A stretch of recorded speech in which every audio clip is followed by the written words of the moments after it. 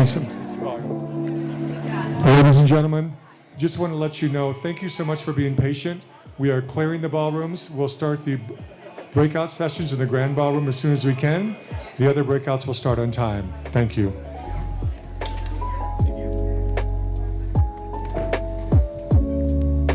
Okay, that one's locked.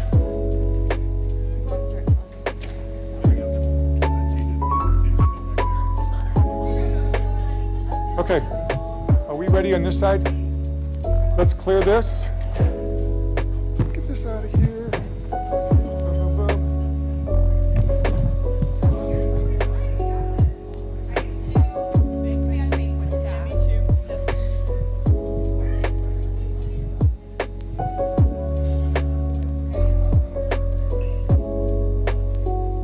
Let's just do this one table and honestly leave these because we're going to have to change them for tonight. Okay? This one, and then we're going to start this breakout. Those can stay the way they are so people don't sit at them.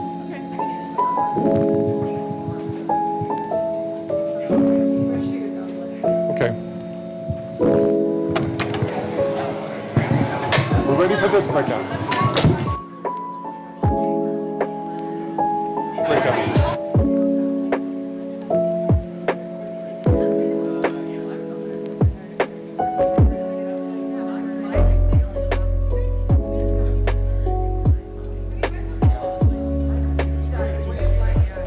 If you are attending the PR breakout, please come on in. And then just in here, please.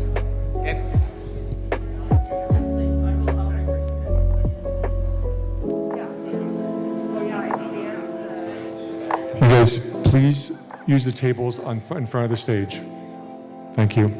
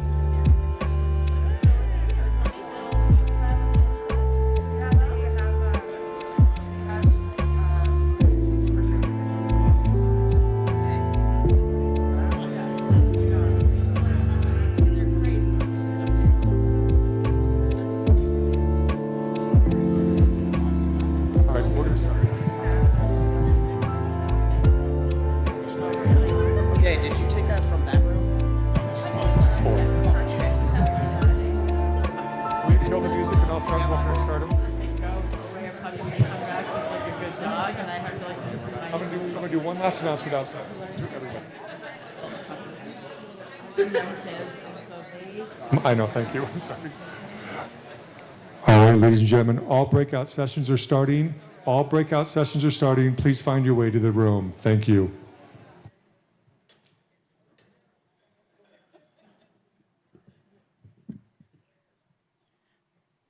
Hi, everybody. Thank you all for being here today and being here in beautiful Fort Collins. A huge shout out to Katie and her team, wherever they may be, for putting together such a great conference. And I'm so excited to moderate today's panel, the power of the pitch and storytelling. For those of you who I don't know, I am Katie Johnson, and I'm a principal partner at Handlebar PR. We're the longtime PR agency for the Colorado Tourism Office, and together with my partner in crime, Carly Holbrook, and Hayes Norris, the communications manager for the Colorado Tourism Office, we are the PR team for the CTO and the one who send out all the emails. So thank you all for being here. I'm so excited to have this great group of panelists here with me today to talk about the evolution of our industry. The past few years have brought significant changes to the tourism industry as a whole, but also to the media and PR industry, impacting the way that we as PR professionals work with journalists, but also how travel is covered in the media and within media outlets. So this panel is going to bring insight from notable freelance and staff travel writers for prominent outlets to share insights on the changing travel media landscape and how PR professionals can work with journalists, content creators, and brands to tell stories about their destinations and businesses. So I'm going to quickly introduce each of our panelists, starting off with I went in alphabetical order. Bailey Berg. Bailey is the Associate Travel News Editor for Afar, where she covers breaking news, trends, tips, sustainability, the outdoors, and more. Before joining Afar in 2022, she freelanced for myriad national publications, including the New York Times, Washington Post, Nat Geo, Condé Nast Traveler, Architectural Digest, Forbes, Lonely Planet, and many more. Then we have Dahlia Singer. Dahlia is an award-winning freelance journalist and former magazine editor based in Denver. She writes about travel and social justice issues for a variety of local and national publications, including Condé Nast Traveler, Hemispheres, NBC News, Smithsonian, and 5280. Then we have the lovely Jennifer Broom. Jen is a freelance multimedia travel and environmental journalist for broadcast, digital, and print outlets, including the Weather Channel, Local Now, Fox 31 Denver, Channel 2 in Denver, AAA, the Denver Post, and many other publications. She is also a meteorologist, which my mom always wanted me to be a meteorologist, so Jen is living my mom's dream, and is a regular contributor to the Weather Channel, Weather Nation, AccuWeather, and more. Her specialties are outdoor adventure, solo travel, the national parks, road trips, and sustainable tourism. She has been to all 50 states, 45 countries, 180 National Park Service sites, including 39 national parks, and just got off a plane yesterday from Croatia. And now 47 countries. 47 countries. And last but certainly not least is Patrick Crawford. He is the Executive Director of Audience Development at Outside, heading the company's social media, email, and content marketing efforts. Prior to that, Patrick was a co-founder and president at Inkwell Media, the leading athlete platform and content marketing agency, where he worked on social campaigns for clients including films like Free Solo, a variety of travel and tourism destinations and brands such as Red Bull, National Geographic, Toyota, The Mountain Collective, and more. He also helped to found Roam, an athlete-driven media and online education platform, and Free Skier magazine, where he was the editor for over a decade. So lots of great experience here in our panel, both for Colorado-based publications as well as some major players in the national media as well. So to kick off our panel today, which I totally forgot about my very cute slides with everyone's faces on them. I have asked each of our panelists to spend about 10 minutes going over kind of 4 or 5 areas. One are the key travel trends that they're seeing today and what their editors, or as an editor, the kinds of stories that they're looking for. How to tell relevant stories to the media, media hosting, which is always a topic of conversation in the PR world, and how to best engage with media on the ground, whether in your destination or business. And then finally, some general tips for working with them. So I'm going to have Bailey start, and then we'll move down the row. All right, so we were asked to, we were asked to come prepared with a couple travel trends. Some of the ones that we have seen within our organization and ones that I've seen working for other organizations, one of them is travel for good, and that is one of AFAR's taglines. It's something that we focus on really heavily, but it's something that a lot of other brands do as well. And so that includes things like sustainable travel, conservation, making travel more accessible to a wider audience, be that LGBTQ travelers, travelers in wheelchairs, anything of that realm. The outdoors is another thing that has really become more and more popular, especially since the pandemic. And that includes things like glamping, hiking, national parks. And, at least for travel journalism, with the exception of places like outside that maybe have more of a hardcore base of readership where they don't need like the beginner's guide. More often than not, that's like adventure light. They're not necessarily readers that are going to go for a 5-day backpacking trip, but they will go on a beautiful hike in a national park and then they'll stay at a glamping site. Wellness travel is another big thing in the industry right now, as well as dark sky tourism. That includes things like, just places where you can see the Milky Way, but as well as Northern Lights tourism.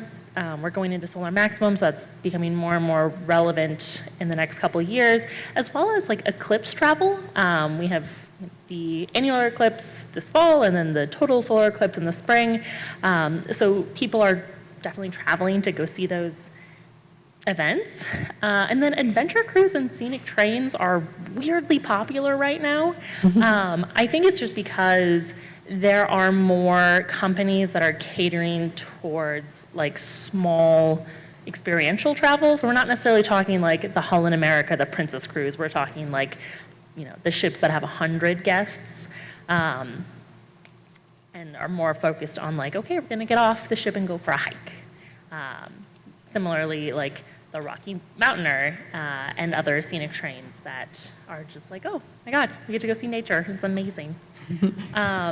So some recommendations for relevant storytelling and just basically getting answers to your emails. One thing that I constantly ask myself as a news editor is, how is this going to help the reader?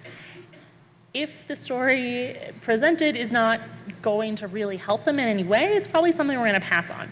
But if it's something relevant like, how is the looming government shutdown going to affect your national park visit? That's definitely something that is helpful. So yeah, anything that is helpful to the reader is definitely something we're going to consider covering. Anything that is just unique, that hasn't been covered by other outlets, is something we're always excited about. And similarly, stories with characters, a newsy peg and a dinner table angle will go so far.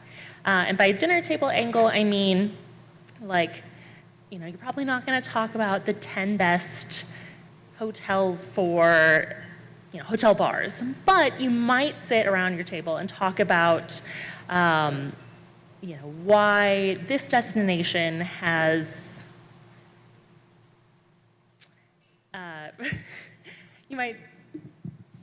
so a story that we covered recently was why this national park in Georgia this national monument in Georgia might be the next national park. And it is being co-managed by a tribe, which is very unusual for the national park system, but they're working towards trying to co-steward the land with indigenous groups. And so it was a really long article about all of these elements are at play. There's bipartisan support. Here's why it might be a national park soon. And so there are lots of elements at play in that article. And so something you'd probably talk about for a little bit more at length around your dinner table.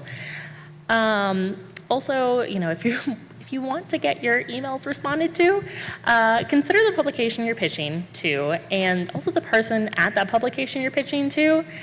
Is this something in the realm of what they cover?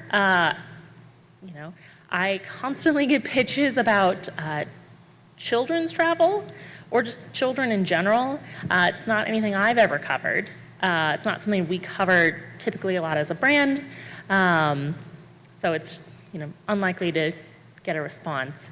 But also, have they already covered it? If it's been covered like 2 weeks ago, probably not going to rush to cover it again.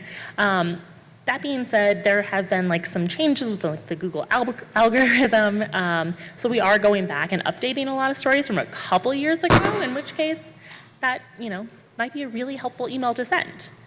And then also, if there's a seasonal news peg like Christmas, try to pitch at least 2 months ahead of time. We have already assigned most of our fall stories. We're looking towards Christmas at this point, and it's only the end of September. If you're sending me a pitch at the end of November, it's too late. Yeah, okay.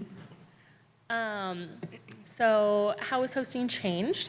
I only went on my first press trip in 2021, so I'm by no means an expert on this. But polling my coworkers, 2 of the big changes are that the trips are getting smaller and brands are getting more excited about the idea of individual trips, which is great, because that means you're not going to get the same story again and again and again. It gives the writers opportunities to find different stories. So an example, we had probably about 10 writers. So, one example, we had a cruise company have a ginormous press trip where they brought 15 writers to Antarctica. And every single one of those writers pitched us the exact same story. So, having smaller groups, being able to especially look at dissimilar writers, people that write for different brands, or cover different topics, definitely helpful. One of the other things that has changed is expectations are getting a little bit bolder. We've had a lot of invites be okay, well, this is only for confirmed assignments. Most publications have rules about confirming assignments ahead of time, and that, is partially because often you don't know what the story is ahead of time. You can have a good idea, but very often it'll change at some point during the trip, and you can't really go back later and be okay, well, this story didn't work out, but maybe there's this other option. It's also just kind of a ethical gray area. So would politely ask that if you definitely want coverage in one magazine with a very focused angle, maybe consider talking to the sponsor content department. Beyond that, so some final tips. Shoot your shot. I, am a big advocate of, please don't send an email that says, can I send you an email? Just send me the pitch. Also, don't send me an email asking, hey, what are you working on? The answer is so much. And by the time I get back to you, it's probably, we've moved past that point. And so we're working on something new. So by all means, shoot your shot. Most emails, I read every single email I get. I don't respond to all of them because I get literally 500 minimum a day. But I do save the ones that I think are going to be beneficial later. So that also goes to the write a grabby subline, subject headed. Write a grabby subject line and use keywords. It makes it really easy to search through your emails later to find it when there is an article about incredible glamping sites or something like that. Also, please feel free to follow up, but please wait at least a week. There's nothing more eyebrow raising than getting a follow-up email 12 hours later. Like, I haven't even read that first email yet, my God. And then if you have photos, or better yet, videos, it'd be awesome if you could include that in the pitch. More often than not, like if I can't cover a story because it's a little too niche, or we don't have the bandwidth, that is something we can pass on to the social media department. Example, we got an email from Uber that they were doing sleigh rides in Sweden for like a long weekend. You could order, the sleigh ride to come pick you up. A little too niche for a full-blown article, but because they included video, that was something the team could turn into a social media post in like 10 minutes, and it got incredible engagement. So, some things to consider. Great. Thank you. Sorry, I have a cold, so I sound terrible, so just bear with me. Let me go to my slides. You're going to hear a few of the same things. I'm sure all of us will cover a few of the same topics, so that's probably good. Means they're Maybe trends. Means they're Everyone's trends. So I'm a freelance journalist, so I'm not on staff anywhere, so slightly different perspective than Bailey. So the travel trends I'm seeing, one Bailey touched on, is the sustainable travel, ecotourism, and what's kind of being called regenerative travel, or culturally conscious travel, which is essentially like people want to feel connected to the place that they're visiting. They want to read stories about the food and the people and the things and traditions that make a place interesting. Obviously, I'm sure you've heard the slow travel buzzword. People are spending more time places. They want to do good. They're more aware of the impact their presence has, both on nature and on the local or indigenous people who have been there for a long time. And so I think that awareness, we want that to come through in our coverage, and I know editors are asking for that in pitches. And I also think this applies to the coverage itself. So people want to see more diversity in travel coverage, both in who's telling the stories, in whose stories we're telling, in the images, things like that. So just to go off with one of the last things you said, when you're sending images and things like that, I think that's something to consider. It's something publications are considering. When you're inviting people to a destination, considering diversity in who you're inviting and things like that as well. So one example of this is I'm pitching a story right now. Fingers crossed someone will take it. But I went to Uganda, and gorilla trekking is obviously the big thing in Uganda. But my husband and I did a bunch of local cultural experiences, so visiting with women and learning basket weaving and learning about tea processing and meeting the local indigenous people and how they live and things like that. And so that's the story I'm pitching of people know about gorilla trekking. People don't know about this other piece. Obviously that's not Colorado, but just an example there. The great outdoors, we know this, we live in a beautiful place. People are interested in these stories all the time, road trips, train rides, dark skies. I've seen small towns get really cool. I pitched a Condé Nast did a road trip Americana type thing. They wanted the nostalgic places, best small towns, I think there were just awards for. So that's all really big right now. Local experiences, I kind of made this title up, but essentially it's people want to be let in on the secret of a place. And obviously here in Colorado, you'll go on a hike and people will be like, don't, at least my friends do this, I'm sure yours do, don't tell people about this hike because everyone will be on this trail.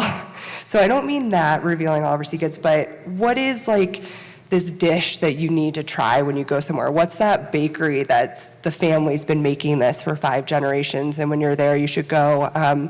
This piece I wrote for Condé Nast Traveler is about, you can go meet the night watchman in the cathedral in Lausanne and watch him do kind of this medieval tradition of calling out the time. And it's free, and you just have to call this random number, and they let you come.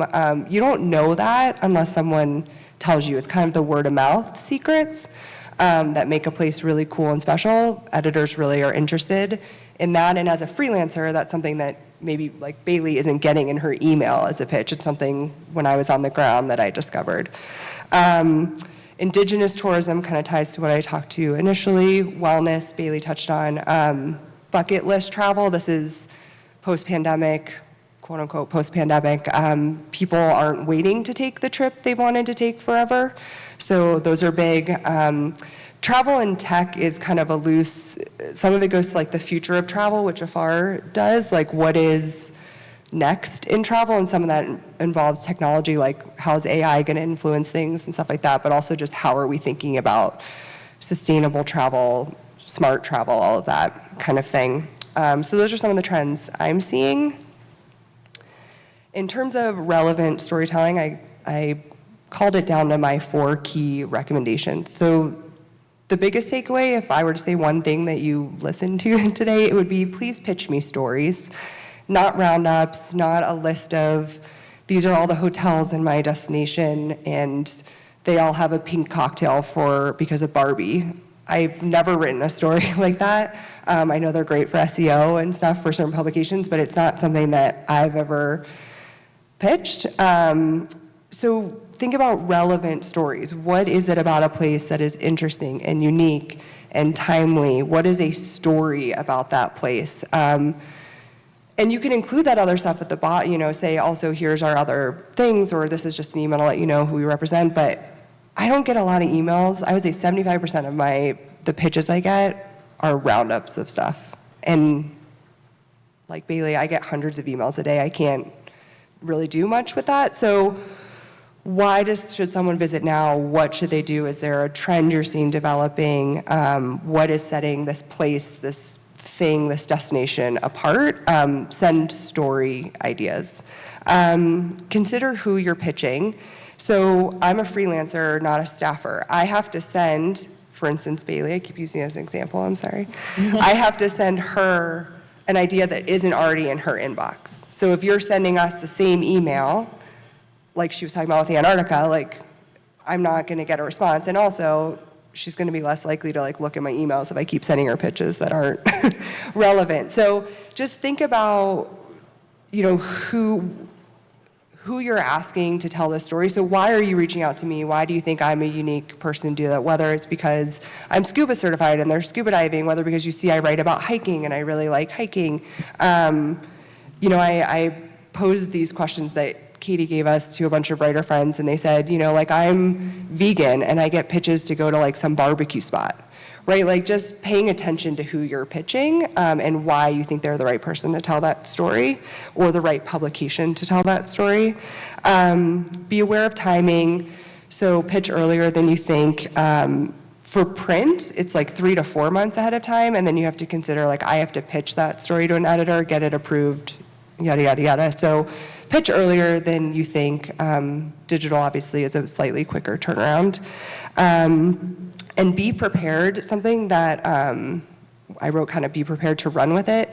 Something that happens sometimes is I get pitches and I think something's really cool, and then that place isn't actually ready to have people. Or, I went and reported a story out, stayed for a weekend at a place, and then this whole program they were trying to develop just fell through, which happens. But this was it clearly didn't have legs yet, and I shouldn't have gone. And so I had an assignment and I have to then go to my editor and pull, it's a whole thing. So just make sure that the thing you're pitching is ready for coverage. And I also think a lot of times when I go to a destination or get invited on a press trip, there's parts of our trip that are only available to media. And it's not always made clear. So if we have a dinner that I think this is so cool and people can just book this, and then they say, no, actually we just put this dinner together for you, I can't use that in my story. So some of those things I understand, you want to meet with someone in a destination or something, but just make it really clear what's for media and what is available to the public, and make sure most of what you're offering is stuff that the public can access, because otherwise we can't do anything with that story. So speaking of hosting, what I've seen change, so I was on staff, couldn't accept press trips, still write for publications, something to keep aware of. Some places won't accept stories from free trips and things like that, so you have to kind of talk to the publication or the writer about that. But I've been going on a few the last few years, and the good things I've seen change, as Bailey talked about, is smaller trips. So 3 or 4 journalists, and more in openness to individual trips, which I think is great, because I don't normally travel. Like if the four of us went on a trip, I don't know them. And I don't normally travel with four people I don't know and have to go to every single thing with them when I'm not on a tour, right? So an individual trip or one that you can bring a friend or a spouse or a kid. I was just on a trip where a woman brought her daughter. That's more how you normally travel. And so the stories and the experience is more of the reader's experience. So I think that that's really great. And I think itineraries that aren't insanely structured. I went on a trip once where like, by virtue of what it was, we had to be up at like 5 a.m. to do something at 6:30. But then they had the whole day full until like 9 p.m. I mean, we're not robots. Like that was exhausting and it's not fun and it's not engaging. And so I think thinking about that, if you're bringing someone to your destination, building in time for them to explore on their own, building in time to just say like, we're also all working. Like maybe you need to answer some emails. Maybe you want to take a nap, like things like that, like just keeping that in mind. I think two of the maybe less positive changes are the higher expectations for coverage. So asking for confirmed coverage or saying it needs to be in only this publication or this publication, especially as a freelancer, like zero chance I can guarantee that. Like even if I've written for Bailey 5 times before, it doesn't mean she's accepting my 6th story for a variety of reasons, right? So I think that's difficult. And because I was just on a trip a week ago, I asked the person who organized it, and she mentioned that longer lead times for planning. So everyone, I'm sure you're all experiencing this every day, everyone is crazy busy right now. And so not only planning for like the destination and knowing when they have availability, but getting the 4 journalists or whatever that you want. I think I got 15 to 20 press trip invites for September this year, plus there were like 3 major conferences. So the PR person I was working with was telling me like they're starting to do that a lot earlier because they know people's schedules are so busy. So something to keep in mind. And then my final tips, and I'll hand it over. Read what the people you're pitching are writing. So just like you read the publication so you know what to pitch them, know why you're pitching this person or why you're putting this press trip together with these 3 people. What is it? What coverage have they done that you really like? What don't they cover? Why might they be a good fit for a place? Along those lines, I'm sure all of you get this, I get a lot of pitches because I've written a story about something, I then get 40 more pitches. So I wrote a piece on glamping, a cover package for 5280, and then I got invited to 15 glamp sites. Like they're not gonna accept another story. They just wrote a cover story, 10-page cover story on glamping. They're not gonna take another glamping story. So it's great, like, oh, I know you like this and you go do it, but it just, a week later is not gonna work as a story. I wrote a story years ago about the use of medical marijuana instead of opioids, not related to travel clearly. And I get pitches now, this is 8 years ago, about CBD. Which like had nothing to do with the story I wrote anyway, but I don't write about CBD. So why am I getting so many pitches? But it's because like in the keyword search, it comes up. So just pay attention because that's stuff that you'll just, of the 500 emails, those will just get deleted. Pay attention to the details. Another thing is like I live in Denver. I get invited to something for tomorrow night in Aspen. It's just not gonna happen. The vegan writer, don't pitch her a barbecue story. Please spell my name correctly. It's in my email address. The number of emails I get where it is not spelled correctly, it's very frustrating. That's just a personal pet peeve. Follow up, get a couple hundred emails every day, so give it a little time, but feel free to follow up.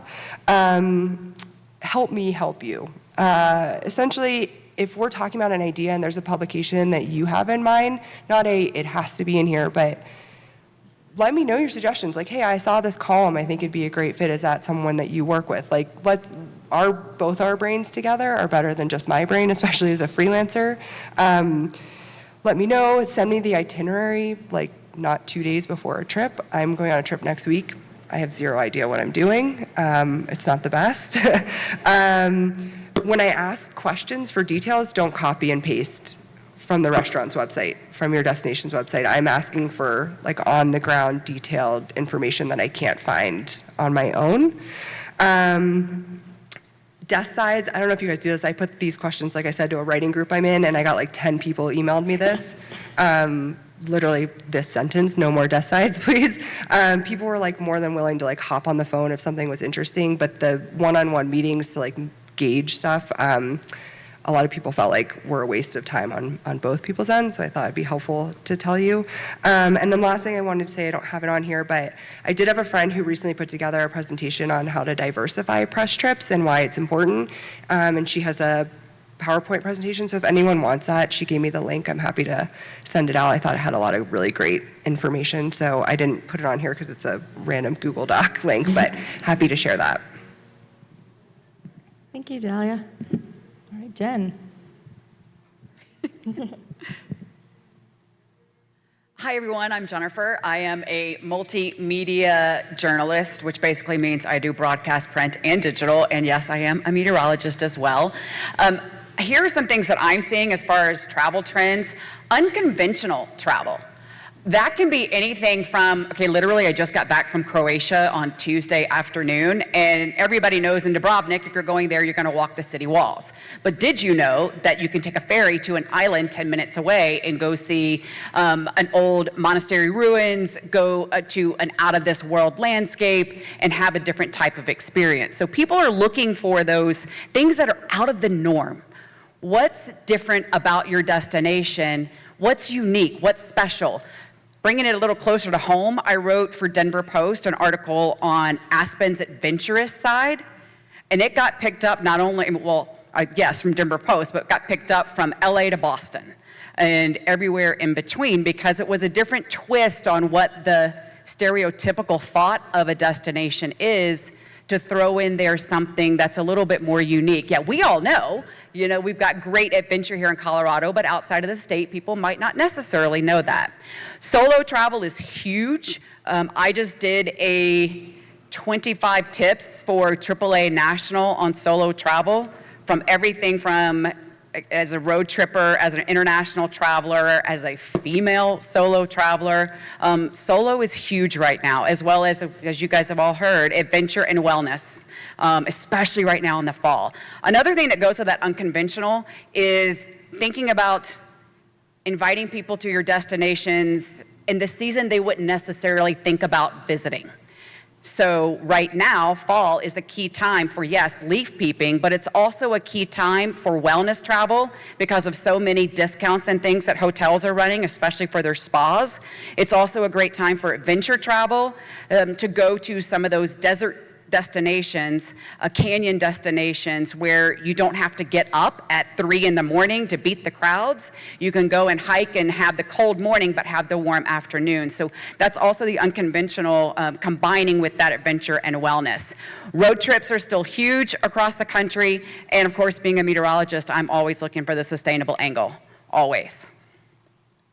Relevant storytelling, since I do have an extensive broadcast career, I'm gonna kind of focus in the rest of my little spiel for you on mainly broadcast outlets for you. And the main thing is, why is it relevant? As you guys have also heard for print, it's for all of us. Why is it relevant to that outlet? Why is it relevant to the journalist? It has to be visually appealing to the audience. Television is a visual medium. And then what's the scoop? What's the unique angle? We're all looking for what is that new thing that's happening? What's something that we don't know? And then different needs for newsrooms and lifestyle shows. With television stations, both locally, nationally, you have a news product, and then you also have the lifestyle shows. There are different needs, there are different times, there are different target audiences for those. So you kind of want to focus in on what are the differences. What is it you're looking for? Are you looking to get on AMHQ in one of the segments that I do for them? Are you looking to get on Good Morning America? Are you looking to get on the TV stations in Denver? You know, you really have to figure out, did you want to go the newsroom angle or do you want to go the lifestyle angle? There's benefits to both of them. Crafting the releases for broadcast, this is purely just focusing in on when you are sending out those press releases. You have to think visually for television stations. That includes providing B-roll, and B-roll is video. That is so key. And by the way, it has to be, if it's off a phone, which is totally fine, it has to be shot this way. shot horizontal, not vertical for broadcast. Video is always better than pictures. While television stations will use a picture, video is the primary medium. So if you have a bunch of pictures, if you have some sort of festival coming up, then why not, and you don't have video, I would encourage you to get that video as the event happens if it is an annual event, but you can always take pictures and drop those into a quick video. Provide those links and things in the press release high up. But you do want to think if when you're doing the video, it's always that first 20 seconds, your best shots. Look at what's happening on social media. Shots are quick. Very rarely do I have a shot that's longer than 2 seconds in that first 20 seconds for broadcast. You do want to kind of like want to nix the long pans. And long pans are ones that are anywhere from 7 seconds and more. I know you might bring in people, then they shoot such beautiful, beautiful cinematography type shots. That's a different medium than broadcast when you're trying to get into a news product. And Zooms don't work. Take the still video, take it wide, take it medium, take it in, and then have it edited together if you need to. Static shots, action shots, quick pans, all of that is what you want to focus in. It really is that mentality of social media type of editing, but in a broadcast format. Your B-roll should be anywhere from 45 to 60 seconds. Keep the releases short because broadcast is day of, it's hour of, it's half hour of. So keep it short. Put the B-roll link near the top. And then you also want that contact information near the top. Sometimes I'll get press releases, whether it's for the news side or also just as a freelance journalist, and you don't get the contact information until the very bottom. Especially in a broadcast, they need to see all of that information. What it is, the B-roll, the contact information, they need all of that literally in that first little bold headline. Otherwise, it's going off. It's just going to disappear off their radar. So the hosting landscape, as you've heard both of these gals say, yeah, it's less groups. If there is a group, it's a smaller group. There's a lot more associated with organizations like SATW and ATTA. There's individual FAMs, and for somebody like me who is a multimedia journalist, if I have an option to go on a group FAM or an individual, I'm going to go individual because remember, I'm shooting broadcast, social, because I also have a huge social following, and then I also have to shoot pictures the same way, and oh, by the way, I also have to get the information. So it's going to take me a little bit longer than a traditional writer who's not having to take their own pictures or their own video, and they're just there purely able to pull information and then can source their photos later on. But for a multimedia journalist, they need more time. They just do. And that's another thing of don't max out the itinerary. There has to be some time to breathe. There has to be time to, I might find something that I really like and I need to spend another 15, 20 minutes shooting video of it. Or there's some, the killer sunset's happening and I need to stay. I can't go on and make the next thing. It's really, truly not maxing out the itinerary. I'm getting invitations that range anywhere from 3 weeks to 5 months. The longer range ones are more for international. So if you are planning to bring in some international journalists, that's certainly something to think about. I went to Germany in May and I was asked last November to go and connect for that trip. So, it is especially for those international journalists you want to bring in, give them more time. And generally, if somebody's asking me 3 weeks out, I'm probably already booked. And then if you do need to fill some spots, I think a great resource is something like the SATW Actives weekly newsletter, where you can put in saying, I'm offering a press trip, and then that person can apply to see if it fits for them, for their outlets. Okay, so these are some tricks for coverage. And I'm gonna give you the freebie because this is the one that I think people don't know, but it's something that comes from my meteorologist background. And it's for basically getting on Twitter, which, by the way, X, Twitter, whatever you wanna call it, is still the #1 for weather-related information it is still the #1 way that broadcast outlets are getting information as far as videos that then go on and show up and on the Today Show, on Good Morning America, on the Weather Channel, locally. But the trick to do it, and it's free, is use the hashtag COWX. You can also use the hashtag weather. When you do that, any meteorologist across the country is going to see that. Any newsroom across the country will see that. And so I've just kind of shown you, I was down at my cousin's cabin in Beulah, and it started raining. You know, it was nothing fancy. It was a 10-second video of rain. And you can see quickly, I got asked by Weather Nation, I got asked by the Weather Channel, I got asked by Fox Weather. You know, it's a really easy way that you can go through and do something when there is weather happening. Take advantage of our crazy weather here in Colorado, use it towards your advantage. And it doesn't have to be the stormy kind of weather. I wanted to show you, I was out hiking at Bar Lake State Park recently, and it was just a beautiful shot, early morning of the birds taking off and on the water, and that got picked up. So think about using, you know, the beauty shots as well. If there's a rainbow that shows up, if, you know, I mean, if it's wildflower season, whatever it might be, the fall colors right now, you know, take advantage of that, but make sure you use that hashtag, free coverage. They will ask you, so kind of make sure you stay alert or have your social people stay alert to it, because they will ask for the information, is it okay to use? They have to do that. Broadcast has to ask for the permission, and you have to say yes before they can air it. Also think about news sourcing outlets. I do a ton of videos for Newsbreak. It's a new kind of little bit more of an unconventional, but you know, and again, I don't do long videos here. I do quick videos, and those hit really well. Others are ground.com and patch.com. And then if you want to go a whole nother route and guarantee that you're going to get the coverage and get the story told that you want told, the best way to do that is to book a pay-to-play segment on a lifestyle show. The majority of the lifestyle shows that are on local television stations now are pay to play.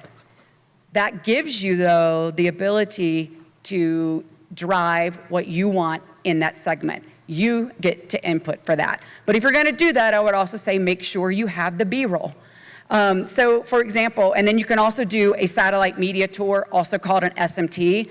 I just did one 2 weeks ago. I don't know, I went Fort Lauderdale this month and then to Croatia. So I went to Fort Lauderdale for Hilton Honors to do a satellite media tour for them and hit 25 different stations for them. So there are ways to do that you can do it by bringing in a media company that specializes in satellite media tours, or you can bring in somebody like me who can also do it all on her own because of her contacts. So, you know, those are things that on a satellite media tour also give you the ability. Now, I will also do what are called informational and educational segments. Those are what I typically do for outlets like the Weather Channel. And it's going to take stuff from multiple places. So I'll be in one location, but I'm going to talk about 3 to 4, maybe 5 different places around the country that all have a similar theme. Mine typically for them will fall under, obviously, outdoors adventure, you know, and those, so if I come in and shoot something, I may actually still be purposing that video a year later for a segment that I've pitched of, hey, if you're coming into Colorado, have you thought about this spot, or your places to travel in the Rockies? And I'm going to pick Grand Junction, or I'm going to pick, you know, pick Crested Butte, or I'm going to pick Crestone or Beulah. You know, and then I would also say for any of us and any journalist that comes in, make sure that they are also doing social media. If you're bringing people in on a FAM, they should be doing social media for the journalists that are coming in. All right, thank you, Jen. Lots of great tips there, especially for broadcast, which is a little trickier and we don't pitch as much usually, so thank you. All All right, right, Patrick. Yeah, Patrick Crawford. I am the Executive Director of Audience Development at Outside, and I kind of came into the panel just this week, so I get the advantage of having seen the great presentations they had, and I'm going to go maybe play a little bit off, Jennifer, what you were doing, and something a little different, because I think they covered all the basics. I've been an editor for a long time and ran an agency that did a ton of travel work for a long time, and I think you guys covered all the stuff. A couple of trends, though, I'm going to bring up before we sort of go into the main piece. You know, at Outside in our group, we have access to, you know, a huge audience that we do sort of our own surveys of to see how they're traveling. And, you know, a couple of these pieces of information came out of a survey that we've done over the last little bit here. And I think there's 3 things that really jumped out at me. One is that, you know, 800 miles is the average length of a trip for a road trip that our audience is doing. So you can really think, you know, distance. Like these people are willing to drive, you know, almost a third of the way across the country to do a big trip. And the second and third, 93% are exploring local cultural activities, and 88% are festivals and fairs. I think those are really interesting ideas of sort of like, as you start to conceive of, like, what are we pitching people? Like, one, they're willing to travel, and 2, there's like these really specific sort of salient moments that you can think about that are good stories for your audience. But there are some headwinds that I think you're really facing, and my overall feeling is, you know, the biggest headwind you're facing is not content, it's noise. It is really hard to get the word out and get people to pay attention. You know, working at a media company, we sort of feel like that's one of our expertise, but however you need to do it, think about your distribution first. And I actually usually would start with distribution as the beginning of my idea, and what you hear a lot is somebody comes to you and they're like, oh, I had this great idea, I made this amazing video, and it has like 25 views on YouTube, and I'm not sure what to do. And they didn't think about the distribution until the idea was done. So I think you want to build it in. Who are the people in our video? How many stakeholders can we bring to the table? You know, how much content, how much of your own content can you create? Can you control? Can you sort of like make part of this package so that you know that it's going to get out into the world? And then I think the other trend that we're all sort of talking about that maybe we don't face this year but is coming is AI is going to change travel writing. I think it's going to take the stuff that's already sort of low value, you know, like 5 tips for hiking in Rocky Mountain National Park, and it's just going to wipe it off the map. Like there'll be so much of it and it'll be so generic that I think those stories get harder and harder to really get much value out of. And you know, we really see that as a media company, of course, because some of those kind of content still do okay for us at this point, but I don't think they will 3 or 4 years from now. And you start to look at like what AI search is looking like. I think that's going to change sort of how people search, whether they understand where the content's coming from. So I think with those 2 things in mind, it really makes a case that you want to take time occasionally to come up with, you know, a piece of content that you can control, that you can package, that is sort of in this, you know, sponsored or collaborative content, because it gives you so much control over what you're doing, a chance to break through the noise and a chance for something to stand out. So there's a video here that we'll look at in just a second, or we'll look at the first 30 seconds of. But yeah, like I said, I mean, I think there is a case to be made to take your budget, you know, some marketing budget, find, you know, other people that are in your area, and pool it together and go big here. Let's see if this video is going to play.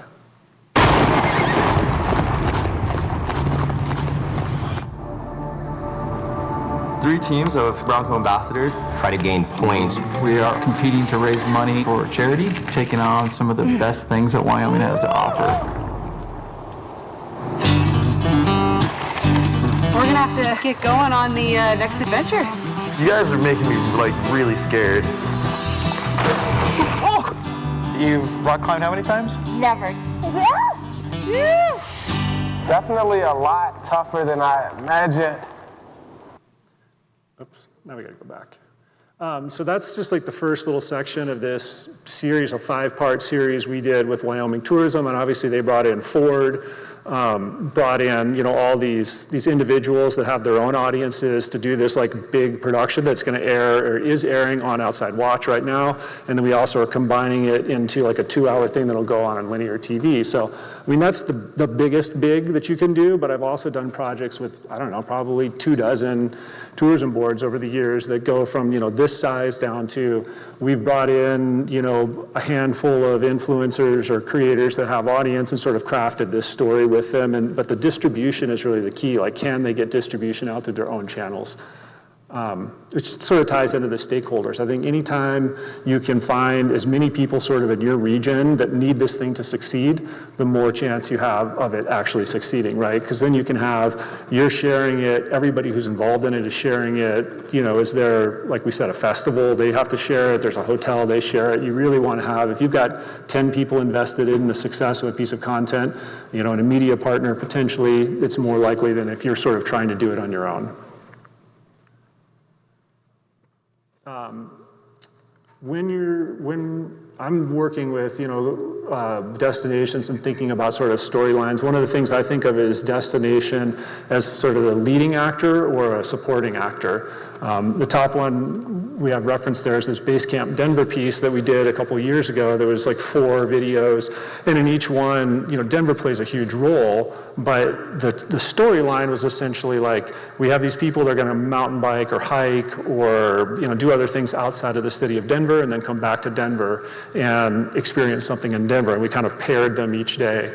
And it sort of told this good story. So Denver played a huge role, but I thought the story was so much more compelling because it was sort of like in the background. It was the context the whole way through, not too in your face of like Denver, Denver, Denver. And you see that a lot, I think, when you start, like your first idea of trying to pitch is so much like, my story that I have to get out is this, as opposed to like, what does the audience care about? Because they don't really care what you want, they care what they want.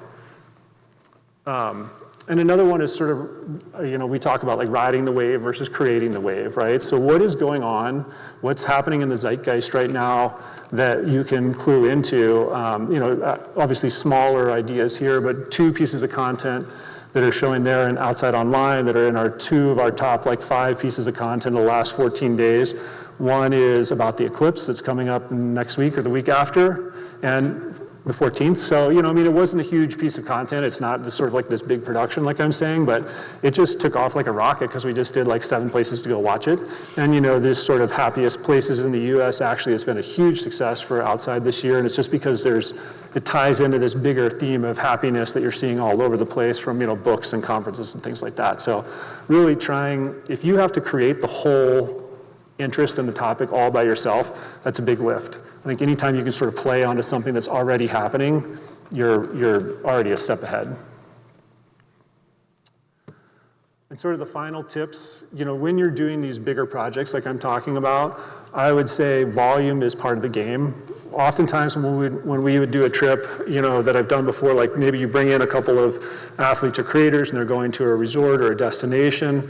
When the whole thing is said and done, we've often had 100 to 200 posts have come out. Like I would ask everyone, like, you need to be posting all day on Instagram stories as you're there. And if you have 4 people and they're all posting multiple times a day for 4 days, you could get 60, 70 posts while it's happening.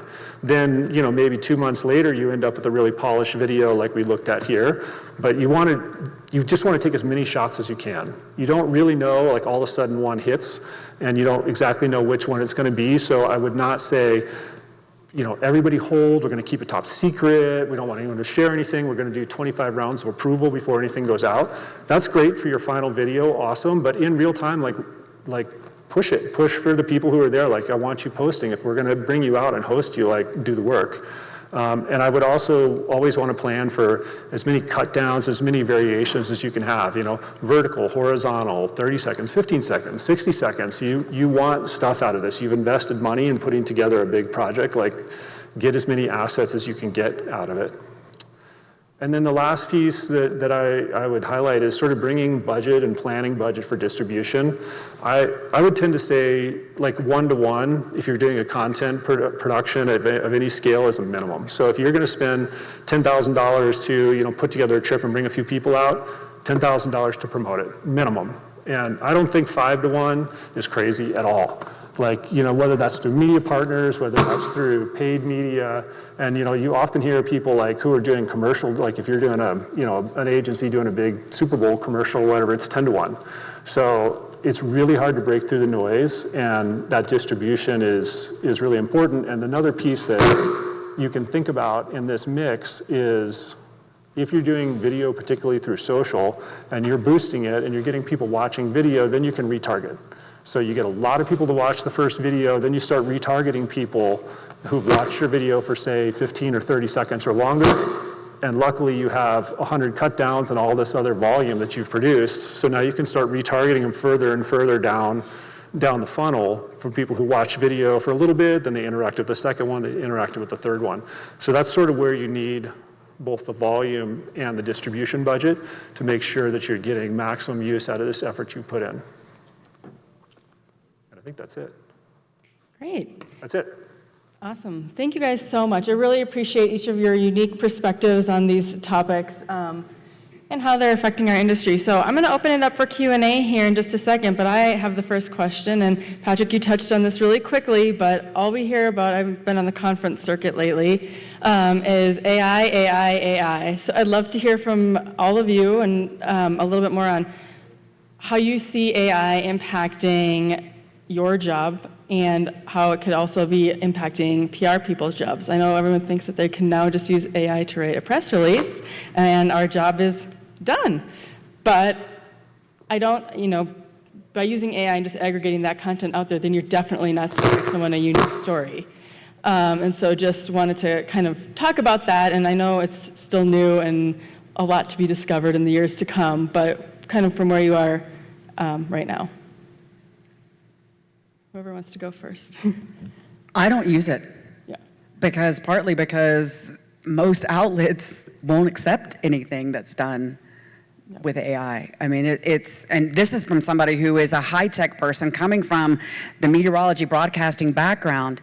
I just haven't seen a way that it is going to be, for me personally, effective and efficient, where I can turn something out. I mean, to me, it's kind of frightening. And you're seeing, it's in different journalist groups and things, people are going and they're asking AI to write a story about themselves, and quite frankly, every single one of them is wrong.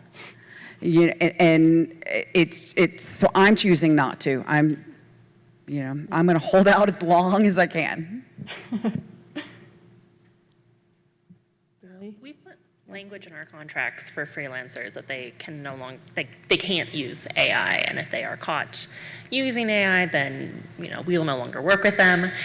I don't really see a way where it would be beneficial for us from a writing standpoint. I know some of our marketing people use it for helping generate ideas. So maybe there's something there, but from a purely editorial standpoint, I don't think it will get to the point where it is as good as having someone on the ground doing the actual work, because it's just pulling the same shit from all over the internet. We actually had a writer submit to us a story that they wanted us to have Miles publish on Colorado.com that was written by AI, and I found in the lead 10 inaccurate things, and I was like, I'm not even going to send this along. I can tell you all 10 things that are wrong here. Do your homework. So. Yeah, I would say I haven't used it. Similarly, have seen it starting to come up in contracts. However, I do think it will be helpful. Like you were talking about with generating ideas. I've heard some people use it to maybe when they're stuck, help with some headline ideas or what we call a nut graph. So what's the theme of the story? Sometimes if you're just a little stuck, to help. I have not, but I think what AI is going to do is it's kind of emphasizing what we all talked about, which is the on-the-ground stories. What is the story? AI is going to get, I think you guys probably know better than I do, going to get good enough that those lists will be accurate. So you don't need me to write the list of the 5 restaurants. I have some arguments against that, but it will get good enough to be decent. And so what we're going to need you for and what you need us for is to get out the real story. My husband and I were playing around with it and did what are the 5 best restaurants in Denver? I live in Denver. 2 of them were closed. I mean, it wasn't a bad list, but 2 of them are closed now. And it was the generic, yes, this is what anyone would recommend, not the cool, off the beaten path taco spot or whatever, the place that as a local, you'd be no, you have to go here, right? And so I think that's what you still need you guys for and what we still need us for, but I do think AI will get a little better at being accurate with those, and so focusing on kind of the stuff that we talked about, AI can't do that, in my opinion, right now. Yeah, I agree. I think the things we found are pretty generic. Similar to all of you, we have a policy that no articles are being written by AI. The place where I am using it is video editing. It's actually quite good. Like you can give it you can give an AI like a 2-minute video and say, give me a bunch of 15-second clips, and it's extremely good at that, especially if there's a lot of language. Like if there's 2 people talking, like a podcast kind of thing, or this panel, if you upload it, it'll do a really good job of kind of capturing from the question to the answer in a condensed format. So we'll sort of pass it through. Some videos when we're trying to do social cuts, we'll pass it through that, and then you got to go polish and whatever, because it's not perfect, but it gets a good start. So there's some areas like that where we're using it. I think the place I'm watching and paying attention to is around search, because the search experience on the GPT-4 paid versions and all that stuff, or Bard, is really different and totally extracts content from the context in which it was produced, which is it's tricky. It's tricky as a business, and it's tricky in terms of reliability, as we've said.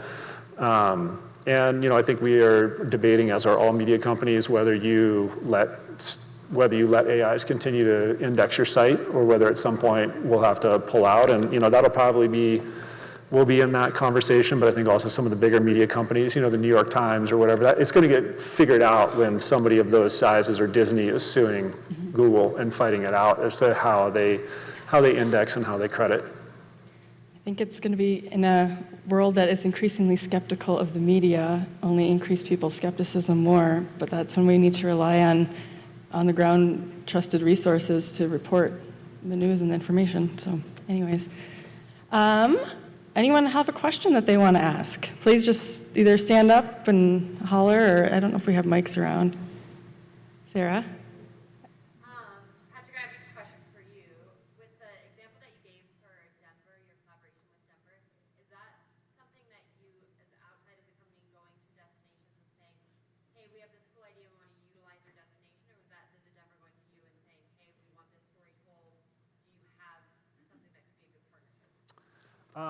That one was more Denver. Visit Denver had budget and kind of had the idea that they wanted to do something along those lines.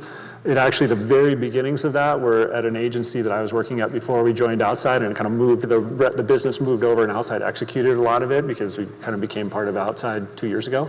But Visit Denver sort of had this idea of the base camp Denver. They were like, we see it as a place where maybe people who want to stay in a city but do like day adventures, they had sort of that level of idea. And then we started working out, like, so who are the people and what are the stories and how do we combine, if you're going to go fly fishing during the day and then you're going to go to this like fish restaurant, a seafood restaurant at night, we can kind of combine those two. So we sort of expanded it quite a bit from there. Great. There is actually a mic right there if anyone has a soft-spoken voice, but otherwise, Tommy?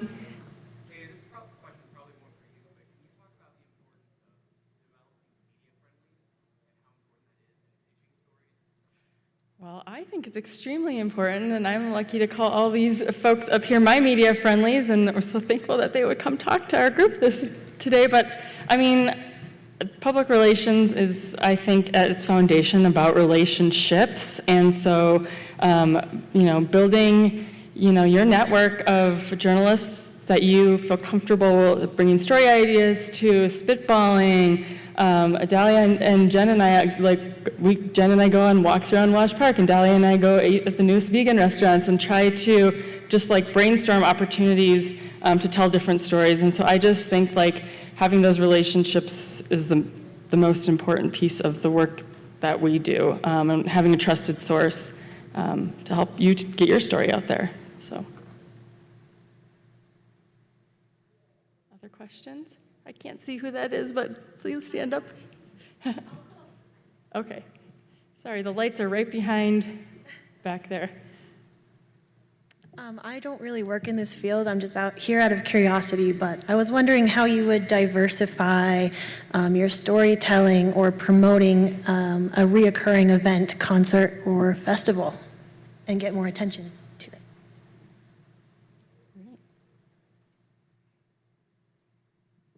A couple years ago, I covered Aspen Food and Wine, and there are a billion stories that have been done about Aspen Food and Wine. But one of the stories that we did was looking at, Aspen Food and Wine has historically been kind of the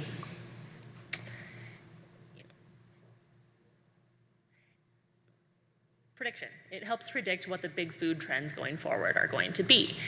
So we went and we looked at like the different trends that we saw there and talked to the chefs, and we're like, okay, so where do you see this happening? What communities are you seeing CBD used in food? What communities are you seeing just like weird infusions happening? So looking for new angles there.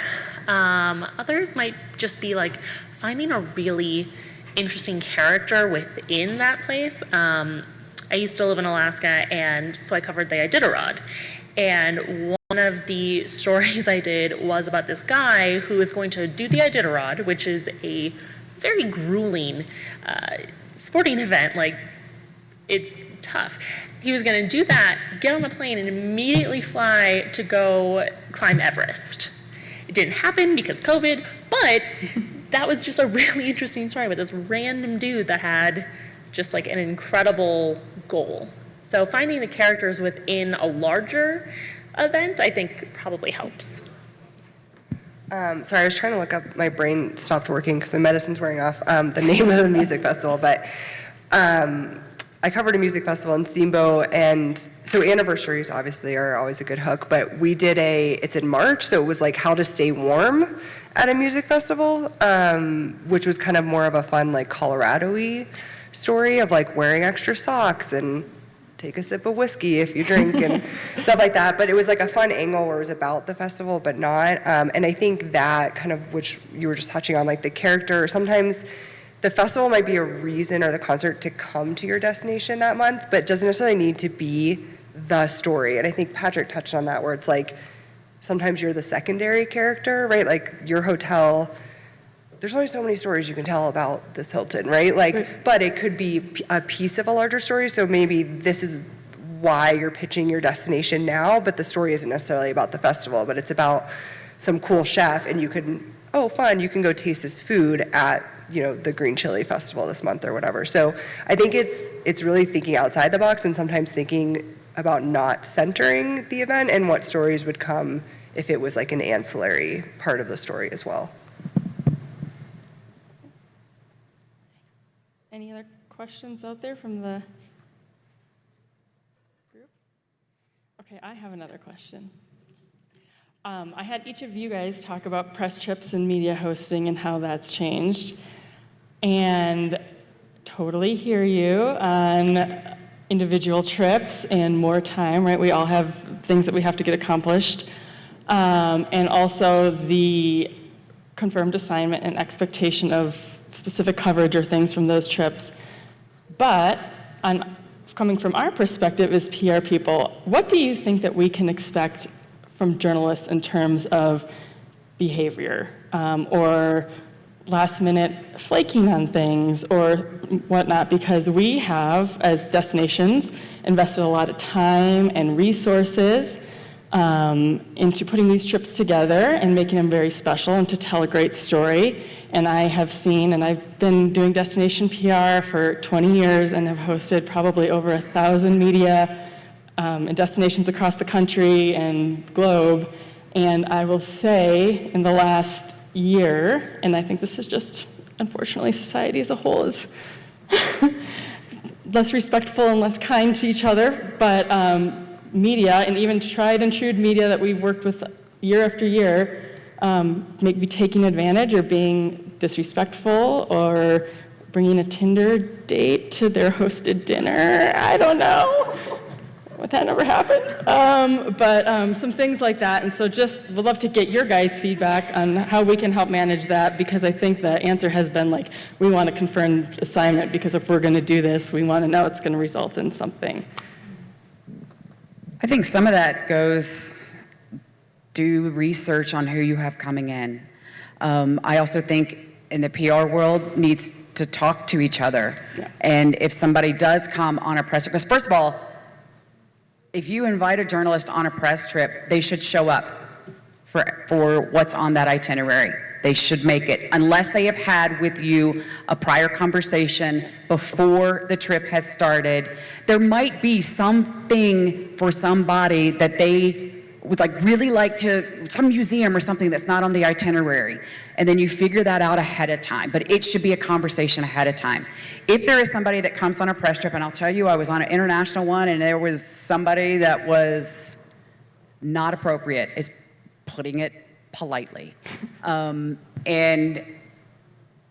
it really needs to be that the PR community needs to talk. Journalists talk to each other, and PR folks need to share that information of who are, and be better about sharing it, and be okay about sharing that. Because quite frankly, that person who comes in and is a complete jerk, then that puts a bad mark on journalists, not to the destination, but to the partners in the destination and to anybody else that might be around. And I think it's okay to pass along, and if something is happening, to have the conversation right then and there. Yeah. Everybody realizes some things happen, somebody gets sick or that kind of thing, emergencies happen. But if somebody is out of line, they're not showing up for stuff, then have the conversation right there. And if necessary, send the person, send them packing. I would, it's interesting. So I mentioned during my part of the talk that I brought these questions up to the PR person I was just on a trip with. And the first thing she said to me, I had no idea. She was like, do you know how many people cancel on us at the last minute? And I had no idea. I felt really bad. It wasn't me. I was clearly on the trip. But obviously things come up, but she was telling me that it's been happening all the time. And so I understand that. I think it's really unfortunate. I think everything that you said, I would ditto. I would encourage two things. One, of course, we're all adults, hopefully. So if something is happening, I think having a conversation and seeing if things change, not giving someone one strike and it's done unless they do something egregious, but maybe they just didn't realize, whatever it is, having that conversation. I haven't really seen that. I do see a lot people just kind of picking and choosing what they're gonna do on the trip, and that doesn't really make sense to me, where I'm like, someone created the schedule and we talked about it. Again, having a conversation beforehand, or certainly sometimes there's something that's out here in Colorado, it's super adventure. Maybe you're terrified of heights. I don't necessarily know why you came on this trip if part of the trip wasn't a fit for you, but those are conversations you can have beforehand. I do think one thing I'm seeing though is a lot too on the other side is expectation that a story is gonna come out 3 weeks later.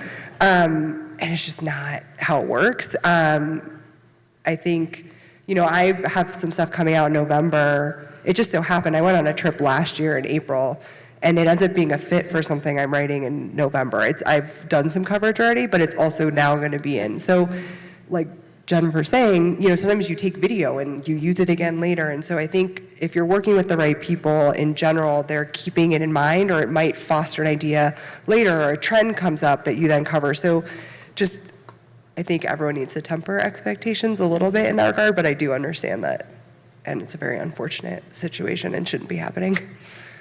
Yeah, I would say I did a million fam trips in my years editing ski magazines, and it's so relationship based, right? You got to build a relationship with the destination and with the PR person, because I would be the person who wouldn't go to all the elements on the itinerary, but if I knew the PR person who was organized, I'd be like, look, I work for Free Skier Magazine. We're really specific. I'm not going to go to the hotel. I'm not going to go to the museum because my readers don't care. But is it okay if I sort of peel off and work on this other thing? And I think you would see the same at a lot of the editors at Outside for different, climbing magazine or backpacking magazine. They may sort of get rounded into a bigger trip, but they're there to do a specific activity, and it's fine as long as everyone talks about it and they know and they understand what the program is. I think when it's a problem is when both sides aren't really realistic about what the needs are of the destination and the needs are of the media organization. Right. Yeah. Adding on what she was saying about just talking to the people that you invite. Communication is so important, especially when you work in communication. But we have people, I'm sure most PR agencies have blacklists. We have blacklists of journalists that we know we don't want to work for us because we know that they have behaved badly and have a reputation of behaving badly or being divas or whatever, and we don't want that to, blow back on us as a publication. We don't want someone that's going to, show up really hungover every single morning to, be representing us. But so having communication, talking to the people that you're working with, and then also just talking to peers that you appreciate that, like, hey, I have a story about this that I want to do. What journalists have you worked with in the past that behave and show up on time and do the things? But yes, also tempering your expectations is huge. There's so many times I'll go on a trip and I'll come back and 5 days later I have an email, hey, so when can we expect that coverage? Like, oh my God, I haven't even dug out from my inbox yet. So just being patient. Sometimes a story will take a little while, publications needs and schedules will change internally, and that happens.